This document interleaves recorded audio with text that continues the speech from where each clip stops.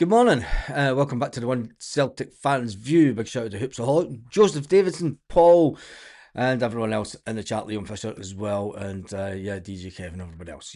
Another goal for O last night. It's a beautiful morning. Well, Celtic won't get any money if O gets transferred again this summer. There is talk that the team that he is with now wants 34 million for O. Puts what Celtic do and Celtic transfer policy and Celtic decisions to sell players at certain times into perspective, doesn't it? And that takes us nicely into where we are in the video today. Callum McGregor has been talking to the media, and he's not a happy chappy, is he?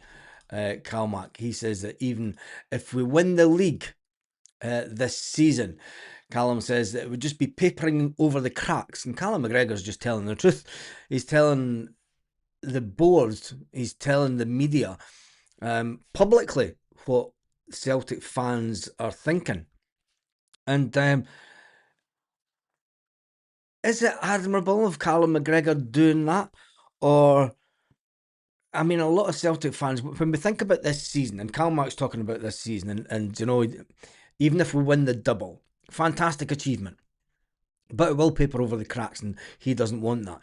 But where was Callum McGregor when Wilfred Nancy was here? Callum McGregor refused to do interviews.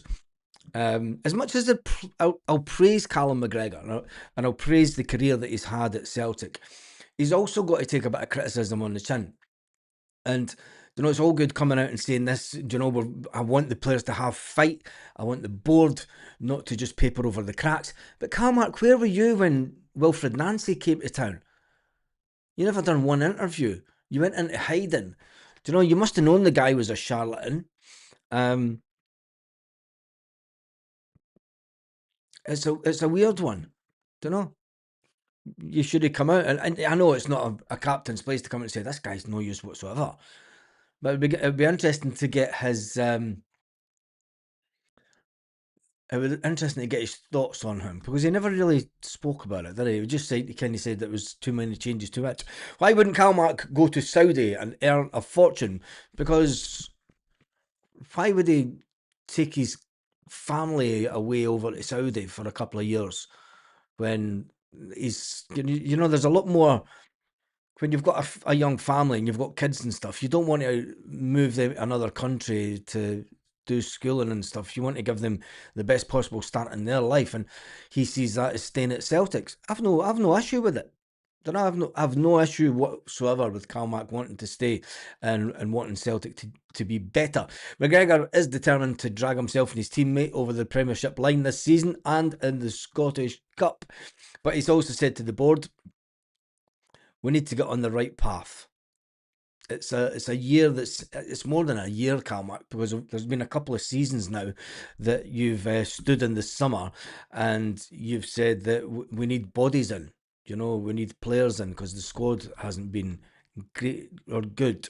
I think Calmac got banned by Nancy and Nicholson from doing pressers.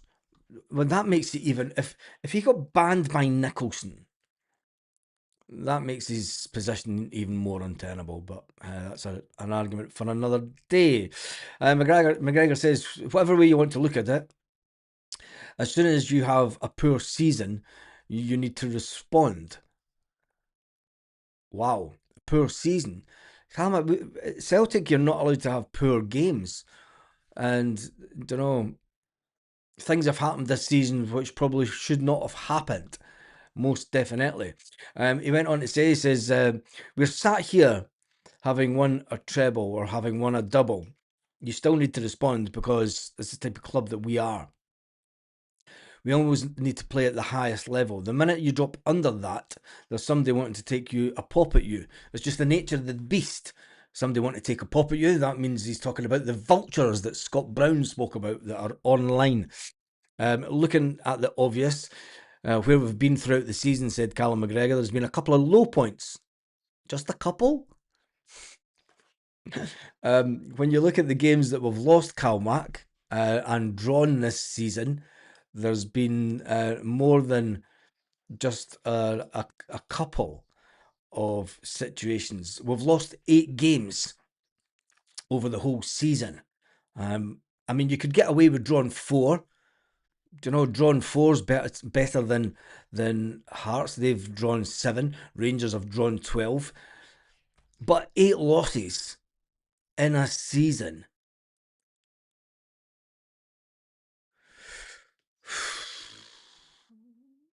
I still think that those stats make it very, very difficult. And you know, it's all down to 5 games. The season is now going to be condensed into the upcoming games. And can Celtic produce enough to get it over the line? Well, Callum seems to think that the players can, and being a couple of low points. But he's hopefully building back up to having a good finish. It would be a fantastic finish if Celtic did win the league, and there'd be nobody that would be more ecstatic publicly than me. I'd be going absolutely mental doing the live watch along on the final day of the season. Unfortunately, I won't be at that game this year. I was at the final game of the season last year, but I'm not going to be there this year. Anyway, it doesn't matter, does it? It's going to cry into my cornflakes. Oh, that would be me, a serial loser. Had to get that in this morning. Anyway, let's move on to the Green Brigade, because the Green Brigade have been causing a stir. We have already made replacement for Calmac and Bernardo, yet the lad's not getting game time. So must be something we're not seeing. KT for captain. Callum's suddenly doing all these interviews, etc., about finishing his career at the club. To me, is him hinting to the board he wants to sign a new contract. Maybe an announcement in the next few days. Doesn't Cal Max?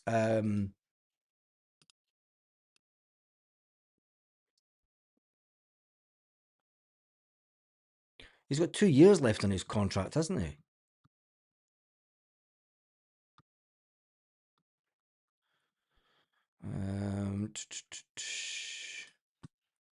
What does he have left on his contract?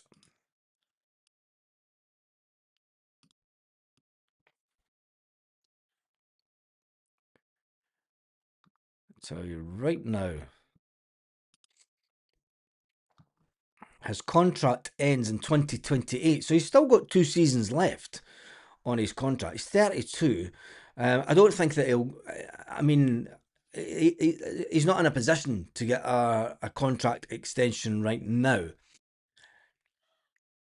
It's obviously there is obviously rumours of Brendan Rodgers wanting to take him abroad, and maybe he's thrown down the gauntlet to the Celtic hierarchy, saying, "Look, if it's 2028 that his contract finishes." I'm just reading the comments. Maybe this is him just throwing down the gauntlet and saying, look, if we don't get a head start in the summer, and if you're going to leave it to the last minute, as you always do, and then we're scrambling about to try and get players in, come the end of the window, I might just phone my mate Brendan and say, Brendan, go and make a £4 million offer. Because currently he's only valued at around about 3 million. I mean, 2 or 3 million would take Callum away to Saudi. He might leave his family back in Scotland and then travel back and forward. I'm not too sure how that would work out. But maybe it is him throwing down the gauntlet and saying, look, you either sign better players or I might just call it a day. You know. But the hierarchy at Celtic will say that that they will do their utmost to get back on track. There will be a clear at the end of the season. We need to bring in better quality, says Peter. Yes, we do. I'd really like Carl to spell out what ambition looks like in Sesame Street language for the board. Yeah, in Sesame Street language for the board. There's one thing, the Green Brigade have been causing a bit of a stir. The Green Brigade and their get up, stand up, don't give up the fight has been causing a bit of division online by the sit down fans. I'm just going to say it as it is. The people that do not want to stand. People that say, look, I don't want to stand. If everyone's to stand, I mean I have to sit there and And some of the replies online have been absolutely hilarious to people that are that go to Celtic Park and say, "No, I don't want to stand." It's everything that's wrong with modern football, isn't it? I mean, I get it if you're in your late sort of 60s and 70s and you're no up for standing for, but I take it one of the best replies is, I take it you've never been to Hampden, because not one single fan sits down at Hampden. Ibrox away, 7,000 fans, not one fan sits down. Don't know, any European away game. I've never seen anybody sit down at a European away game that I've been to over the years. But anyway, it has caused a bit of a stooshy, as they say. Stand behind your team for 90 minutes. And I do get it if you're unable to stand for 90 minutes. I mean, I'd be sitting down at half time anyway. I used to get the piss ripped out of me for wanting to have a wee seat at half time. You're not a 90-minute stander. I don't care a shit, mate. I want a wee comfy seat now and again. Hence the reason I moved. So tell me your thoughts on the Green Brigade stand up, get up, stand up, don't give up the fight situation. Are you right behind it? Should we be backing? Of course we should be backing the team. It's people that say no, no, I'm against it, are the kind of people that agree with the board and say that the board are fantastic, in my opinion. You know, it's each to their own. But I've seen plenty sitting down at European matches, usually when we're getting thumped. We have never had. I'm talking about European away games, mate. At Celtic Park European nights, most are sitting down. I'm talking about away games in Europe. Away games at Europe. I've never seen people sit down at an away game at Europe. Just saying. Um, the guy behind me just poked my back and tells me I can't see. Happens all the time. Sit down, can't see. Fuck's sake. Uh, Sorry guys, can't stand all day. Hamden, pain in my back, my legs. Too old, says Peter, but he's been around since the 1950s watching Celtic. So I get that. I get that. Um, DJ Kev says, never liked Hamden, too far away. And bad memories of not getting Celtic versus Airdrie game. By Honda. It was funny because the majority of the goals at the last game at Hampden were away at the other side of the pitch, and there was a lot of fans they didn't even know if the ball was in the back of the net. They only knew that it was scored because of I don't know. At least sitting down, everyone can see, so it's fair. You shut up, you go to you didn't even pay for tickets, and you go to the posh seats.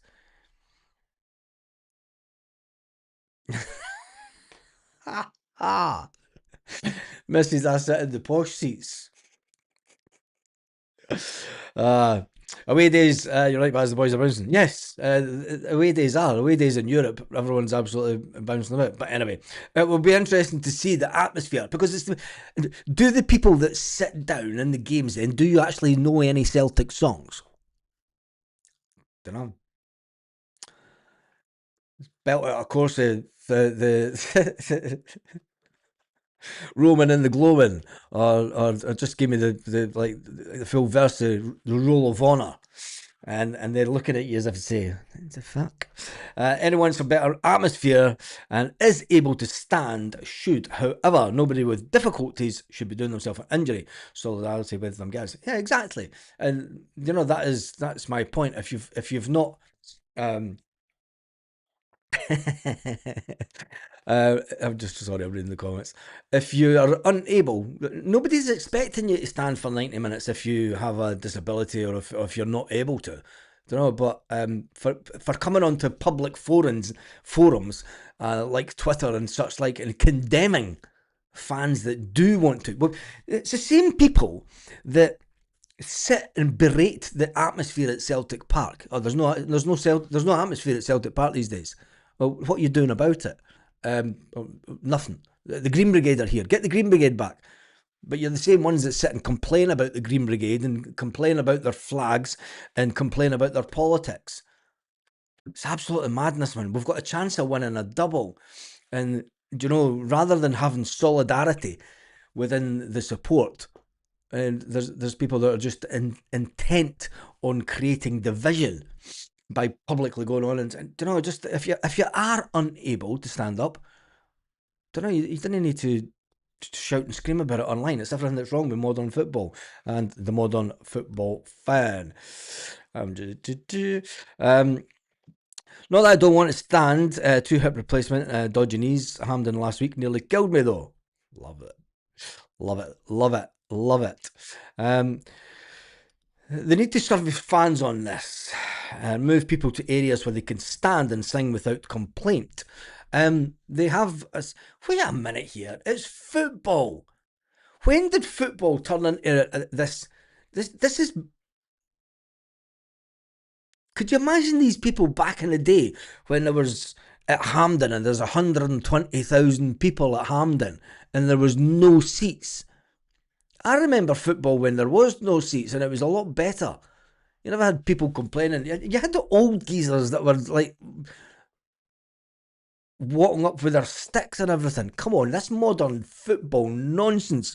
You know how to stand. Don't just.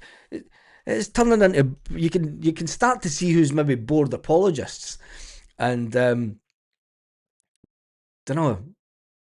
Just sit down, eat your prawn sandwich, have a packet of crisps, rustle the packet of crisps when you're having a wee scran just to annoy the folk in front of you, and shh. You'd be well sitting at home watching the telly. We were told to shut up about when our section started singing. They looked at us and said, "Really?" Oh, jeez. Scott will be in Italy next Sunday, standing watching the game. Italy. You used to get in for free if you doubled up in the turnstiles. That was a long time ago, isn't it? Can I sit down watching the TV, jumping about mental in the house? Yeah, don't know. Crap. I'm in there. Strip out all the seats in the lower levels. Oh, it's a bit unfair because there's a lot of older guys that have been in the lower levels for a long time. It'll be interesting to see how many people take up the restricted view area on the other side of the pitch where there's going to be quite a few empty seats next season because of movement. Anyway, Callum McGregor talking about wanting to win the league. Can we win the league? I think we can. Talking about ambition, we need to double down, Callum McGregor says. We need to make a statement here as a football club. Hopefully bring the feelings back alive again. Hopefully we can do our bit on the pitch and finish with 2 trophies. But there's something that we need to talk about. And we've not had a great season off the pitch. Callum McGregor will give everything to deliver and demand the same of the players around him. But the clear message is for the power brokers at Celtic Park. We need to continue to push to give the best version of Celtic. Obviously, then you have to trust the guys who have the qualifications, who know how to run football clubs, who are in the positions to do the job. You've got to give them the trust to do it properly. And that's where we are. Do we trust the board, Calmac? Not a jot. Everyone looks at the football department and says, right, okay, he's accountable, he's accountable, he's accountable. This is where it gets interesting for Calmac. It has to be the same throughout the whole club. Is Calmac, he's one of us. Of course he's one of us. Calmac's calling out the hierarchy. Calmac is calling out certain board members who have not done their job correctly this season. And for me, Calmac always will be a living legend, whether you like him or not. Calmac says as long as you can learn from the mistakes and then you push on the following year, then everyone can say, okay, right, we can get behind this and we're pushing in the right direction. McGregor knows there's a lot of work ahead for Celtic, but he's refusing to give up on the fight this term. Can the board rectify the wrongs of the last 2 summers? It's not just one summer. It's 2 summers that they've totally mucked up the transfer window. 2 summers that were in charge with Brendan Rodgers. They got away easy bringing back Brendan Rodgers. Tomorrow afternoon, late afternoon, there will be obviously the normal pre-match video, and then they'll be back to the watch-alongs. Wait, there's no family here, so I'm not going to the pub to watch football. As good as it was, I enjoy the watch-alongs better, to be fair, rather than trying to do it at half-time. Will I do a watch-along? We'll go to the pub. That's at tea time. Go out later. Anyway, that's been done and dusted this morning. We've got 5 games to go. Can we control the 5 games? Can we win the league? Callum McGregor says we need to produce moments of magic. Can we bring ourselves together to get the results, both on and off the pitch? Despite 2 changes of permanent manager this season, and a fuddy old man who just bumbles through press conferences, making himself... Martin O'Neill he plays the press, doesn't he? I love Martin O'Neill because he bumbles about like he fumbles and like he plays the old man part brilliant, doesn't he? You know, he's like your granddad, and he just makes up stories and shit, and just tells you stuff just to get you off his back, and then goes into I'll tell you a story about 20 years ago when I was here kind of stuff. Martin O'Neill's a very intelligent man. He knows how to play the media. He knows how to get the best out of players. He has no allegiances to players. He's shown that over the course of the season by completely dropping players that Brendan Rodgers brought to the club and chased for many, many years.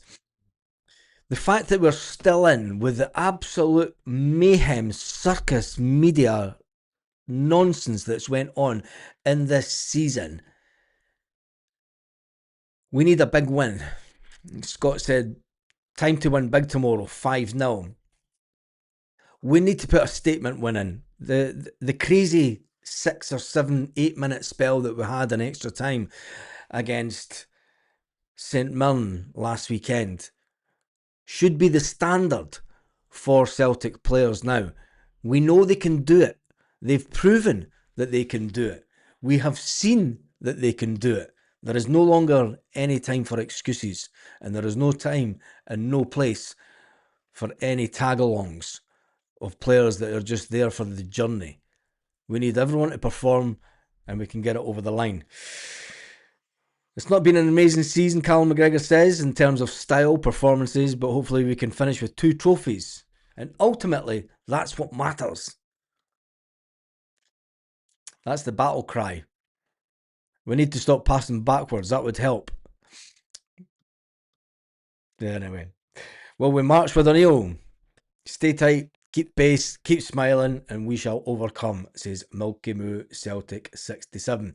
Have an absolutely fantastic day. We'll listen to Martin O'Neill later on this afternoon. We will see what Martin O'Neill has to say for himself, and hopefully a bit of more good news from Celtic that Callum Osmond and Alistair Johnston will be able to take part at some point in the game tomorrow. We'll just have to wait and see. Hopefully that they can, and hopefully it gives us something to fight about. Anyway, have a fantastic day, Celtic fans, wherever you are, all around the world.